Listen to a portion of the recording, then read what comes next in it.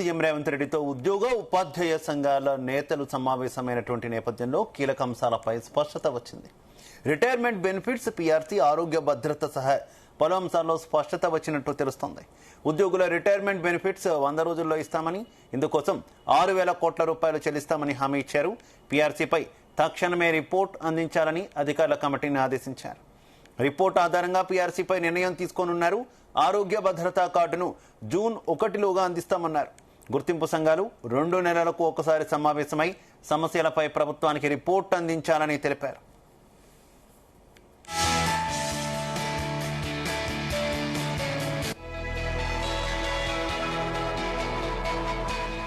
ఇక భేటీ సందర్భంగా ఉద్యోగ సంఘాల నాయకులతో సీఎం రేవంత్ రెడ్డి పలు కీలక వ్యాఖ్యలు చేశారు.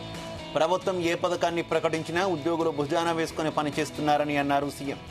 ఉద్యోగుల సహకారంతోనే ప్రభుత్వ సంక్షేమ పథకాలను విజయవంతంగా అమలు చేస్తున్నట్టు తెలిపారు. తమ ప్రభుత్వం అధికారంలోకి వచ్చిన నాటి నుంచి ఉద్యోగులకు ప్రతి నెల 1వ తారీఖున వేతనాలు అందేలా చర్యలు తీసుకున్నామని తెలిపారు. ఉద్యోగ సంఘాలు స్వేచ్ఛగా ఎన్నికలు నిర్వహించుకునేలా అవకాశం కల్పించామన్నారు. ఉద్యోగుల బదిలీల విషయంలో గందరగోళం తలెత్తకుండా ప్రణాళిక ప్రకారం నిర్వహించామని, టీచర్ల బదిలీలు ఎలాంటి వివాదం లేకుండా పూర్తి చేశామన్నారు. 2 ఏళ్లలో ప్రజాప్రభుత్వంలో 67,760 ఉద్యోగ నియామకాలు చేపట్టామని తెలిపారు రేవంత్.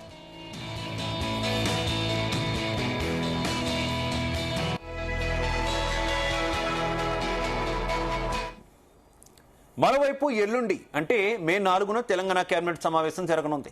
సచివాలయంలో ఈ నెల 4వ తేదీన మధ్యాహ్నం 3 గంటలకు సీఎం రేవంత్ రెడ్డి అధ్యక్షతన కేబినెట్ భేటీ జరుగుతుంది. తుమ్మిడిహెట్టి బ్యారేజీపై కేబినెట్లో చర్చించనున్నట్టు తెలుస్తోంది. ప్రాణహిత చేవళ్ల ప్రాజెక్టులో భాగంగా తుమ్మిడిహెట్టి వద్ద 150 మీటర్ల ఎత్తులో బ్యారేజ్ నిర్మించి శ్రీపాద ఎల్లంపల్లికి నీటిని తరలించాలని సీఎం రేవంత్ రెడ్డి ఇటీవల నిర్వహించిన సమావేశంలో నిర్ణయించారు. కాగా తుమ్మిడిహెట్టి నుంచి ఎల్లంపల్లికి నీటిని తరలించేందుకు 4 మార్గాలు ప్రతిపాదనలో ఉన్నాయి. వీటిపై కేబినెట్ చర్చించి నిర్ణయం తీసుకునే అవకాశం ఉంది.